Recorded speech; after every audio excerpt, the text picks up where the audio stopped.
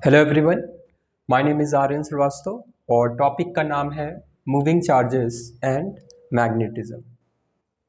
Moving charges का क्या मतलब है? जो चार्ज मूव कर रहे हैं, कुछ उनकी वेलोसिटी है। एंड मैग्नेटिज्म हो सकता है वो कुछ इफेक्ट क्रिएट कर रहे हो, मैग्नेटिक इफेक्ट, इसलिए मैग्नेटिज्म आया। तो इसकी स्टार्टिंग होती है अर्स्टेड एक्सपेरिमेंट से।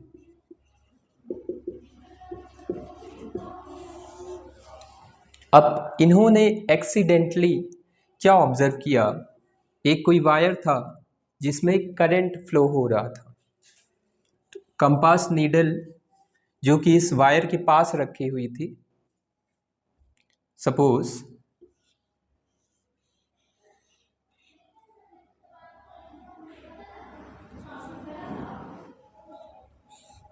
ये टेबल है और वायर इसके थ्रू एंटर कर रहा है। इस टेबल में हमने मैग्नेटिक कंपास रखा हुआ है।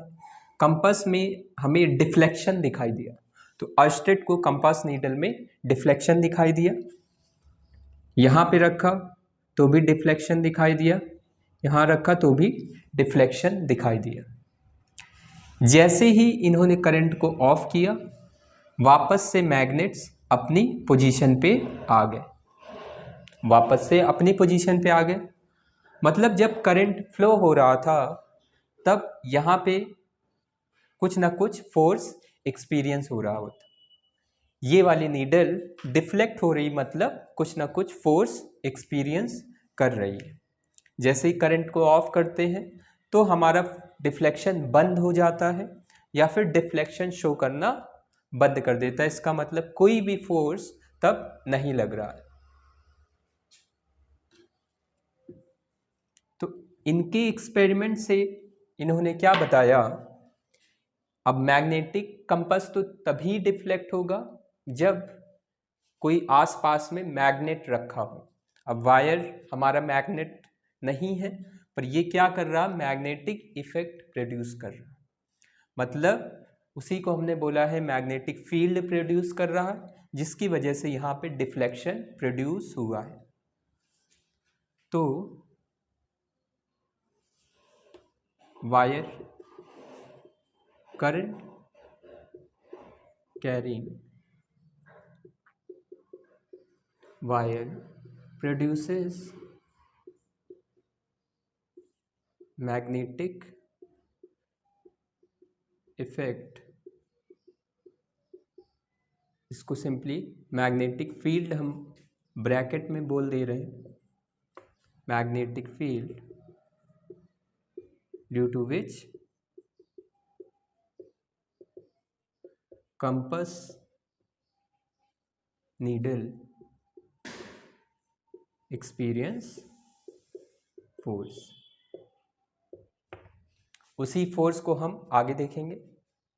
अब देखते हैं इस नीडल के बारे में और क्या बताया। इन्होंने क्या बताया, अगर इस प्लेन में हम इमेजिनरी सर्कल ड्रॉ करें, अगर इस प्लेन में मैग्नेट इमेजिनरी सर्कल ड्रॉ करें तो यहाँ पे जो नीडल की डायरेक्शन है वो सब कैसे हैं, टेंजेंशियल है। तो नीडल की डायरेक्शन क्या है, tangential to the imaginary circle, जिसका सेंटर क्या है, ये वायर।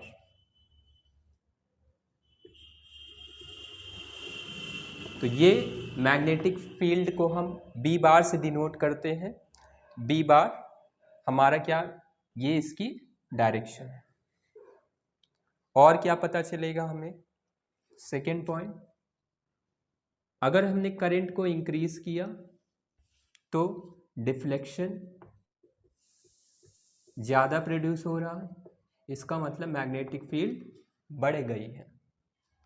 और क्या है, जैसे हम इलेक्ट्रिक फील्ड में देखते थे, अगर इलेक्ट्रिक फील्ड में हम क्या देखते थे कि चार्ज प्लस क्यू चार्ज है अगर, तो पास वाले पॉइंट में फील्ड ज़्यादा होती है।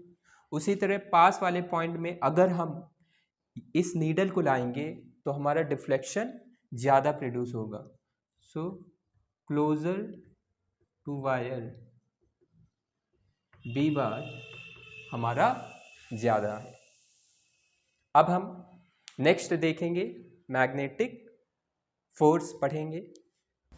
अब हमारा करंट कैरिंग वायर में क्या था, चार्ज जो कि हमारे क्या थे, फ्री इलेक्ट्रॉन्स मूव कर रहे थे, और यही मूविंग चार्जेस की वजह से क्या प्रोड्यूस हुआ था, मैग्नेटिक फील्ड, और जिसकी वजह से हमारा डिफ्लेक्शन आया था।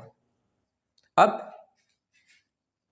क्या मूविंग चार्ज हमारा इलेक्ट्रिक फील्ड यहां पे क्रिएट करेंगे? अब वायर हमारा कैसा है, न्यूट्रल है, न्यूट्रल है मतलब चार्ज, नेट चार्ज कितना है, नेट चार्ज 0 है, मतलब यहां पे इलेक्ट्रिक फील्ड आएगा 0, यहां पे इलेक्ट्रिक फील्ड आएगा 0। अब आगे देखेंगे, अब तो हमें पता चल गया कि मूविंग चार्ज की वजह से मैग्नेटिक फील्ड प्रोड्यूस हुआ है।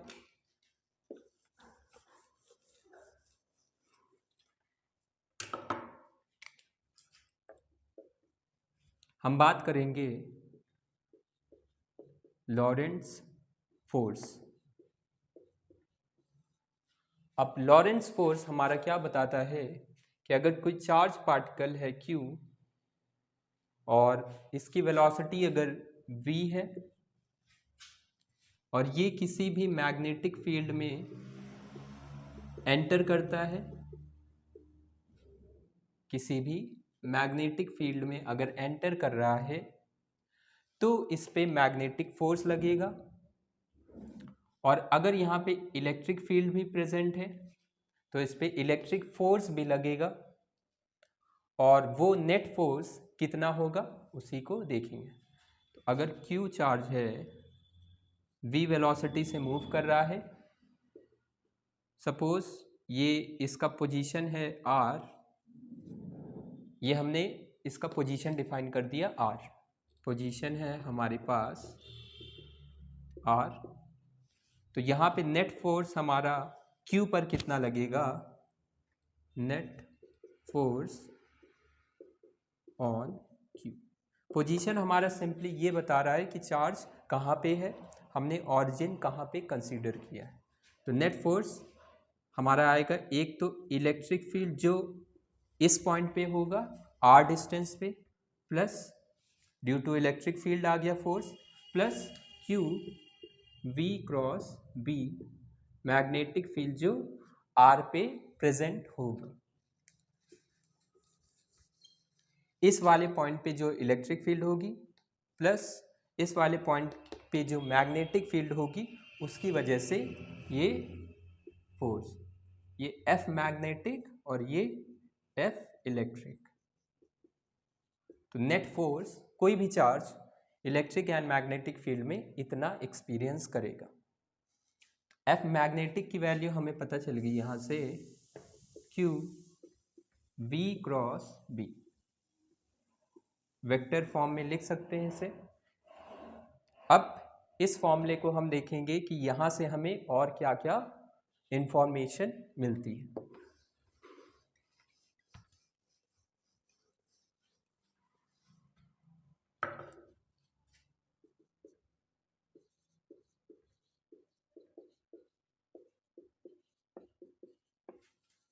पहला पॉइंट तो ये है, इफ अगर चार्ज हमारा नेगेटिव है तो हमारा फोर्स डायरेक्शन कैसा हो जाएगा, अगर पॉजिटिव चार्ज पे फोर्स आगे की तरफ लग रहा है और वही चार्ज अगर नेगेटिव होता तो फोर्स हमारा अपोजिट डायरेक्शन में आएगा। Force direction is opposite to that on positive charge. जैसे हमारा मैग्नेटिक फील्ड, सपोज कोई पॉइंट है जहां पे इलेक्ट्रिक फील्ड एग्जिस्ट नहीं कर रही है, वहां पे मैग्नेटिक फील्ड है, अगर पॉजिटिव चार्ज है तो हम इससे डायरेक्शन निकाल सकते हैं, फोर्स का डायरेक्शन आएगा। अगर नेगेटिव चार्ज है तो यहाँ पे नेगेटिव भी आएगा, प्लस इनकी वजह से जो डायरेक्शन था, इनकी वजह से डायरेक्शन, और ये नेगेटिव चार्ज। तो minus of force on positive charge, तो डायरेक्शन कैसा आएगा, अपोजिट।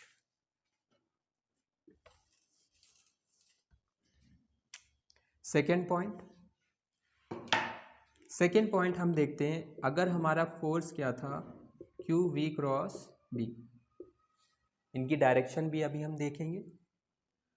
मान लो अगर v पैरेलल है b के, पैरेलल मतलब v और b का एंगल कितना है, v भी इधर b भी इधर, v और b का एंगल 0। v क्रॉस b क्या होता है, a क्रॉस b होता है A B sine theta, sine 0 कितना आएगा, 0, मतलब फोर्स कितना आ जाएगा, 0।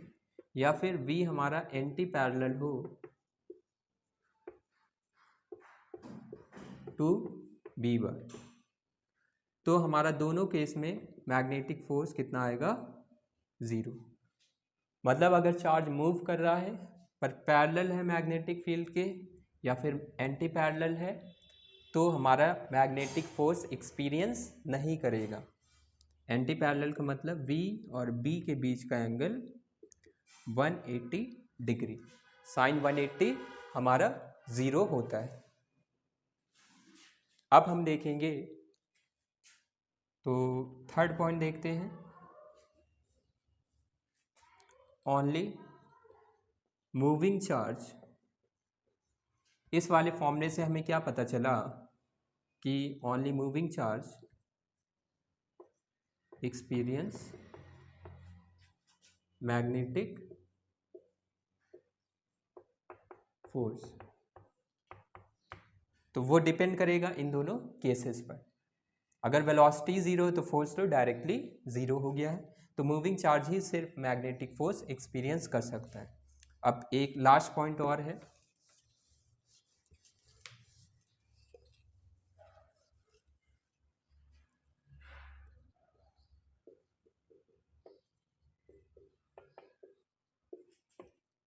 पहले देखते हैं F का डायरेक्शन, क्रॉस प्रोडक्ट है, डायरेक्शन देखेंगे ऑफ F। तो सपोज V और B के बीच का एंगल है थीटा। क्रॉस प्रोडक्ट करने के लिए हम राइट हैंड स्क्रू रूल का यूज़ करते हैं। V के क्रॉस फिंगर्स रखी और इन्हें कर्ल कर दिया, B के cross, V cross B, force आया हमारा बाहर की तरफ, फोर्स कैसा आया,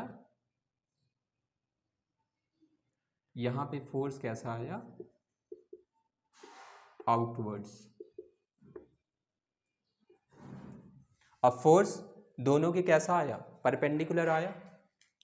दूसरा केस ये तो हुआ हमारा राइट हैंड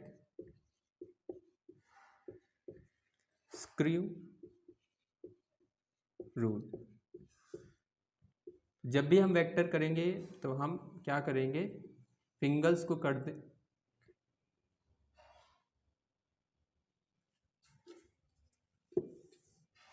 V फिंगर्स को रखी, B के क्रॉस कर्ल कर दिया, पहले के क्रॉस फिंगर्स रखी, दूसरे के क्रॉस कर्ल कर दिया, थंब हमारा डायरेक्शन ऑफ फोर्स बता देगा।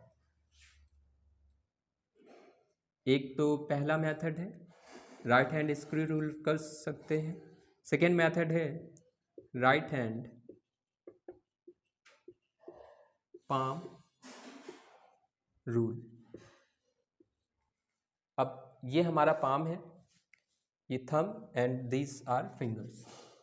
अगर हमारा वेलोसिटी और बी बार परपेंडिकुलर है, जनरली हमारा यही केस को हम पढ़ते हैं, तो V और B, ये हमारा V है,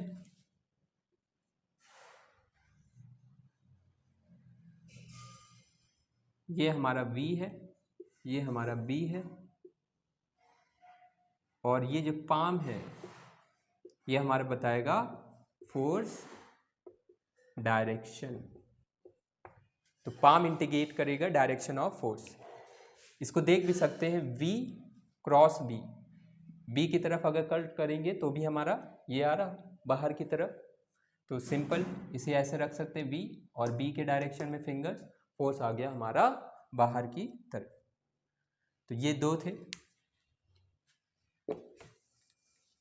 इसकी डायरेक्शन निकालने के लिए।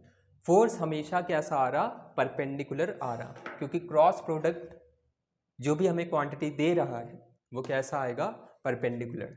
हमें दिख भी गया है, तो फिफ्थ पॉइंट लिख सकते हैं, force, magnetic force is perpendicular to both V bar and B bar. इससे हमें क्या कंक्लूजन निकाल सकते हैं, अगर दो वेक्टर्स परपेंडिकुलर हैं तो उनका डॉट प्रोडक्ट क्या आएगा, 0।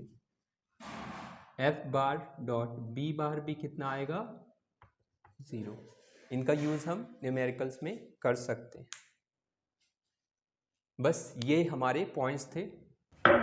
अब क्वेश्चंस को डिस्कस करने से पहले हम B बार को थोड़ा इसकी यूनिट्स देख लेते हैं और इसका कन्वेंशन देख लेते हैं। B बार हमारा क्या है, मैग्नेटिक फील्ड, इसका डायरेक्शन है, इसलिए ये वेक्टर क्वांटिटी है।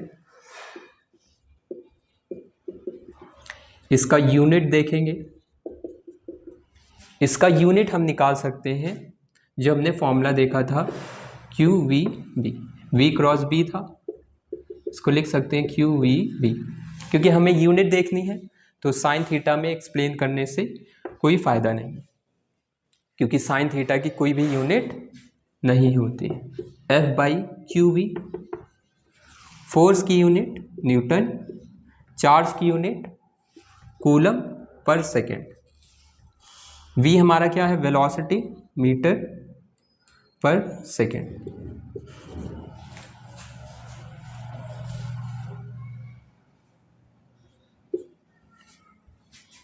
तो चार्ज करंट इनटू टाइम, तो करंट होता है हमारा एम्पियर। अगर चार्ज की यूनिट अगर हम मीटर लिख रहे हैं, सॉरी अगर कूलम लिख रहे हैं तो कूलम लिख सकते हैं, वरना एम्पियर सेकेंड भी हम यूज़ कर सकते हैं। तो हमने कूलम लिखा है तो कूलम आएगा चार्ज की यूनिट, सेकेंड ऊपर चला जाएगा, न्यूटन सेकेंड, कूलम मीटर, ये आ गया B बार का यूनिट। इसी को हम टेस्ला बोलते हैं, इसी पूरी यूनिट को टेस्ला बोलते हैं। इसकी B बार की यूनिट आ गई, SI यूनिट होगी टेस्ला, और CGS में इसको गॉस लिखा जाता है, 1 गॉस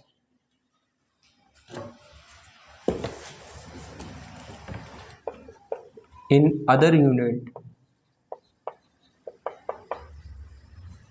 गॉस, और 1 गॉस होता है हमारे पास 10⁻⁴ टेस्ला।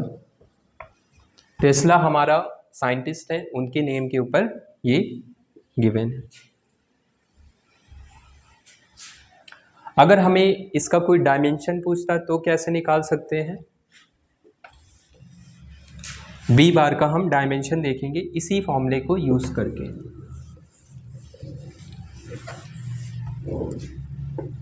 डायमेंशन या फिर डायमेंशनल फॉर्मूला, फोर्स को क्या लिख सकते हैं, MLT-2, फोर्स को लिख दिया MLT-2। चार्ज क्या था, करंट इनटू टाइम, करंट होता है एम्पियर, टाइम का T, वेलोसिटी मीटर पर सेकेंड, LT-1। आ गया हमारा डायमेंशन B का, L से L कैंसिल, T से ये वाला T कैंसिल, तो MA-1 T-2 आ गया B का डायमेंशन। तो ये इंपॉर्टेंट है, पूछा जाता है। अब हम आएंगे क्वेश्चंस पर, इसका कन्वेंशन देख लेते हैं, और कन्वेंशन ऑफ B बार, हम B बार को आउटवर्ड्स या फिर इनवर्ड्स, डॉट या फिर क्रॉस से रिप्रेजेंट करते हैं, डॉट या फिर क्रॉस से। सपोज ये कोई एरो है, अगर एरो हमारी तरफ आ रहा है, एरो का जो हेड है वो अगर हमारी तरफ आ रहा है तो कैसा दिखेगा, डॉट दिखेगा। इसलिए इसको बोलते हैं आउटवर्ड। एरो को अगर हम पीछे साइड से देखेंगे या फिर हमसे दूर जा रहा है तो कैसा दिखेगा, क्रॉस, ये हमारा रिप्रेजेंट करता है इनवर्ड। डॉट हमारा बाहर की तरफ और दूर जा रहा है तो इनवर्ड है, अंदर की तरफ। ये इसका कन्वेंशन है। अब हम आएंगे क्वेश्चंस पर।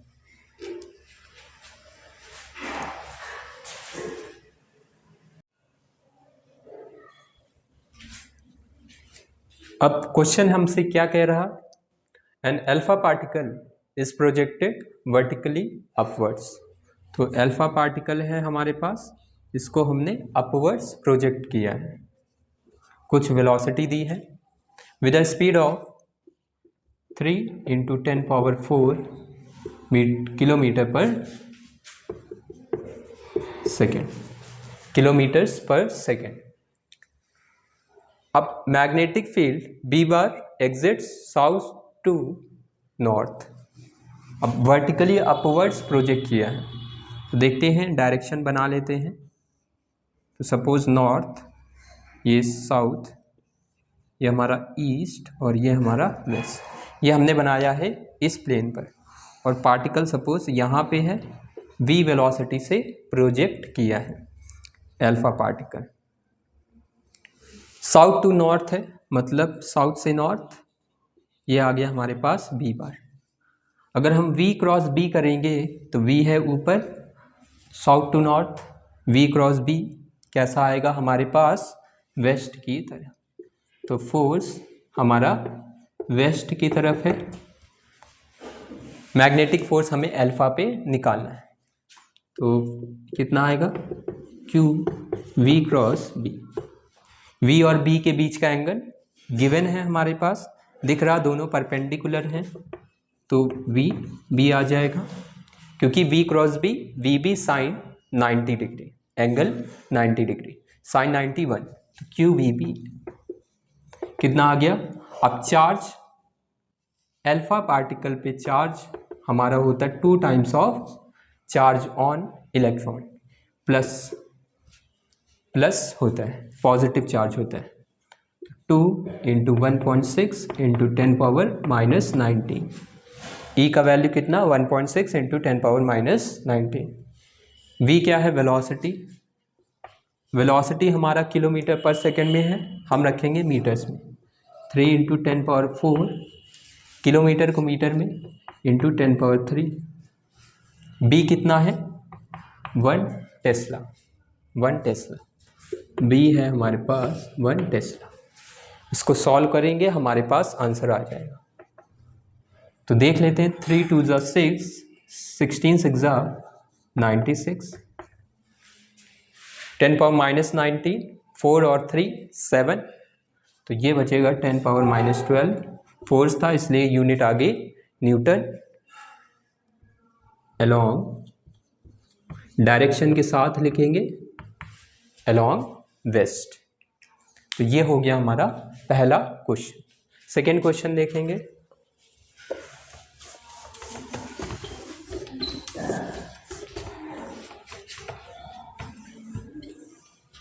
सेकेंड क्वेश्चन में है हमारे पास,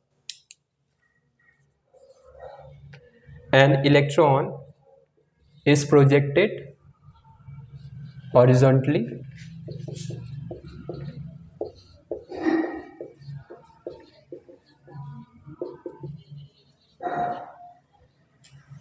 with kinetic energy 100 electron volts. Magnetic field of 1 × 10⁻⁻7 Tesla exists in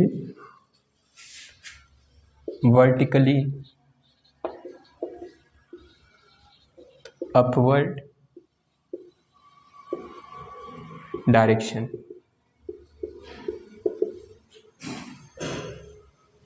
अब हमसे क्वेश्चन पूछा गया है, इलेक्ट्रॉन डिफ्लेक्ट्स टुवर्ड्स राइट और लेफ्ट। क्या गिवन है, एक इलेक्ट्रॉन है जिसको हमने हॉरिजॉन्टली प्रोजेक्ट किया है with kinetic energy 100 electron volts. Electron है, kinetic energy 100 electron volt. Magnetic field given है, exists in vertically upward direction.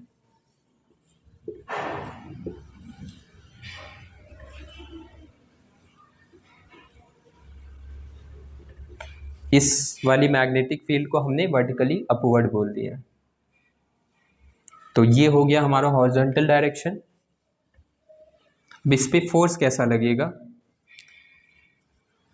V cross B force लगेगा ऐसा कुछ, डाउनवर्ड्स आ रहा। हमसे पूछा गया है राइट या फिर लेफ्ट। अभी राइट और लेफ्ट कैसे बना सकते हैं डायग्राम, तो सपोज मैग्नेटिक फील्ड है हमारे पास,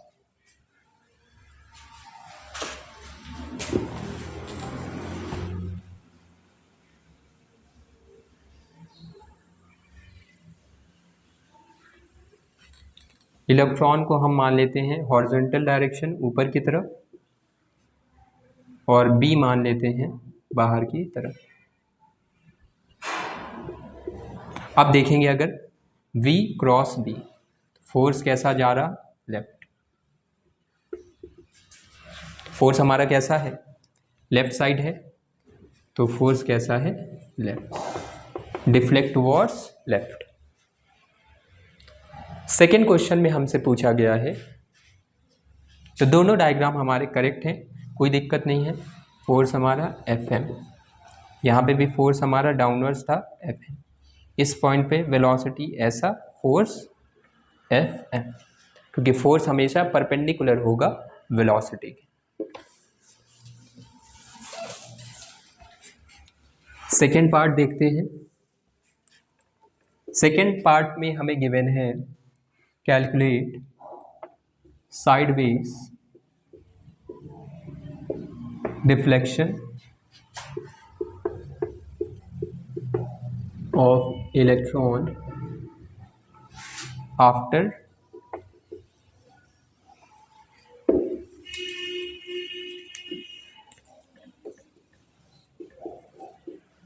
in traveling 1 मीटर। तो अगर इलेक्ट्रॉन ने 1 मीटर ट्रैवल किया है तो हमें डिफ्लेक्शन देखना है।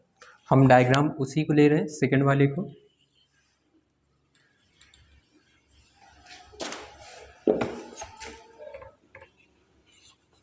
इलेक्ट्रॉन था, फील्ड हमारी कैसी थी, बाहर की तरफ।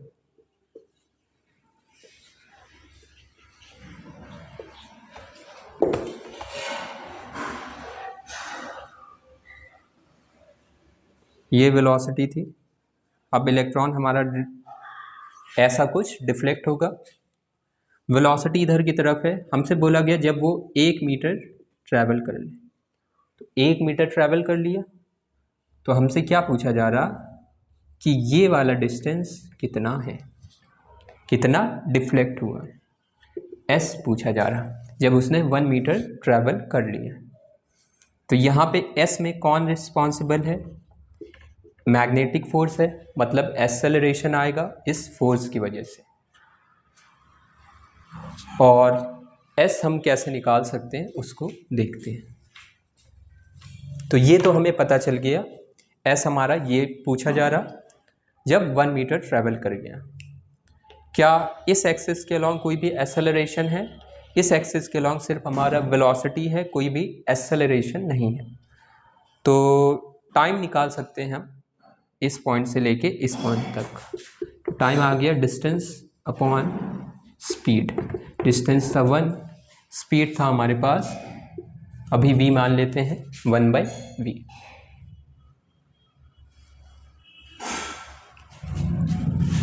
S के अलॉन्ग इसको x एक्सिस बोल देते हैं, along x।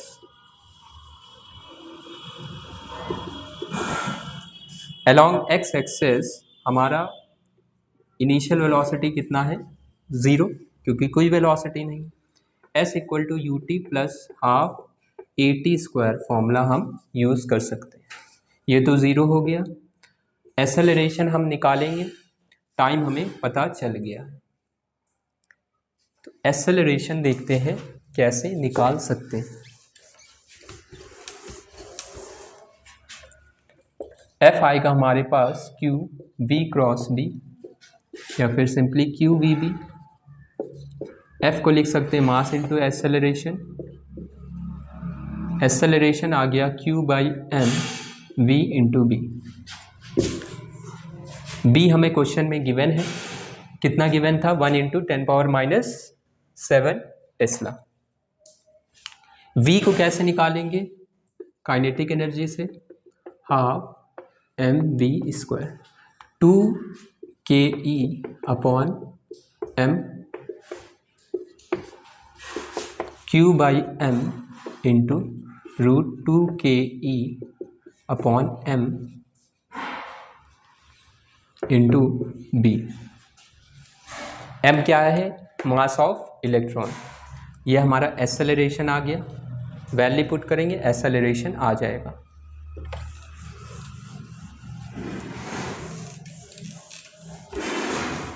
S = half AT²। तो इसको हम आसानी से वैल्यू पुट करके सॉल्व कर सकते हैं और S का वैल्यू हमारे पास आ जाएगा। नेक्स्ट क्वेश्चन देखते हैं।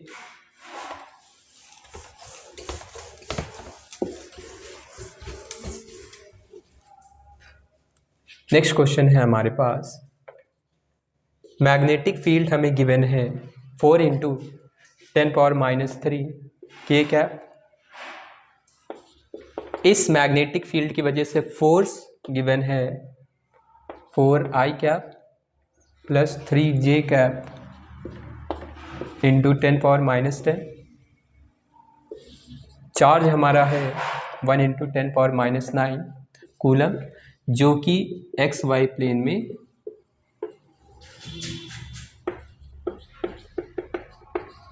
मूव कर रहा है। हमसे वेलोसिटी पूछी गई है, ठीक है। अब कैसे करेंगे?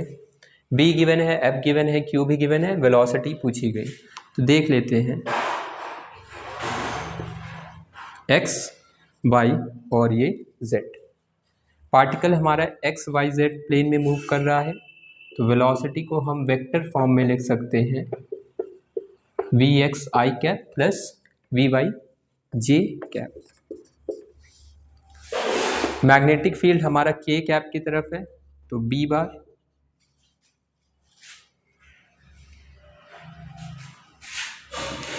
इसको डायग्राम को थोड़ा और अच्छा बनाते हैं। ये है हमारा V, एक्स वाई के अलॉन्ग है, ये तो B वाले का Z एक्सिस था। और क्या गिवन है? फोर्स हमें गिवन है, F = QV क्रॉस B हम यूज़ करेंगे। फोर्स है 4I cap plus 3J cap into 10⁻⁻10 equal to Q का वैल्यू 10⁻⁹, V क्रॉस, या तो पुट करके क्रॉस प्रोडक्ट कर सकते हैं। I क्रॉस के, एक तो 4 × 10⁻⁻³ आएगा, मल्टीप्लाई में है दोनों, यहाँ पे लिख भी देते हैं Vxi cap plus Vyj cap into, या फिर क्रॉस 4 × 10⁻³ के कैप। के कैप हो गया 4I cap plus 3J cap into 10⁻⁻10। 10⁻⁹ से इसको हटा सकते हैं, ये अगर नीचे जाएगा यहाँ पे बचेगा 10⁻⁻1। 10⁻⁻1 बचेगा जब ये नीचे आएगा।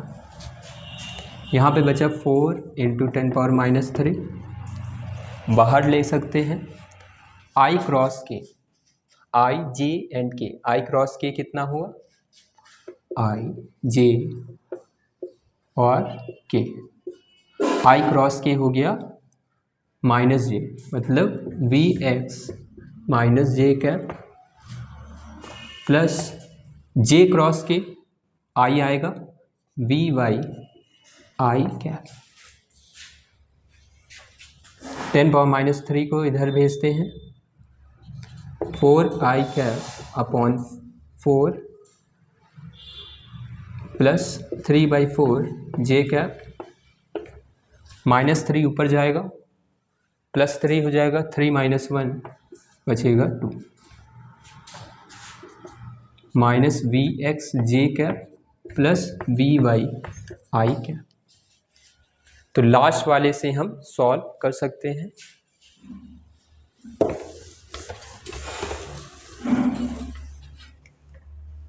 फोर 25 ज़ा 100, 25 4 ज़ा 100 होता है, 4 यहाँ पे आएगा, 25 × 4 100 आई कैप प्लस 25 3 ज़ा 75 J cap equal to minus vx J cap plus vy I cap.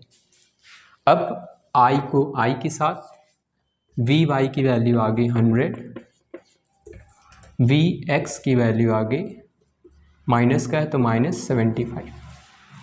इसका मतलब वेलोसिटी वेक्टर आ गया हमारे पास -75 आई कैप प्लस 100 जे कैप। इसका मैग्नीट्यूड पूछा जाता तो दोनों का स्क्वायर रूट करके आंसर निकाल देंगे। एक क्वेश्चन और देखेंगे।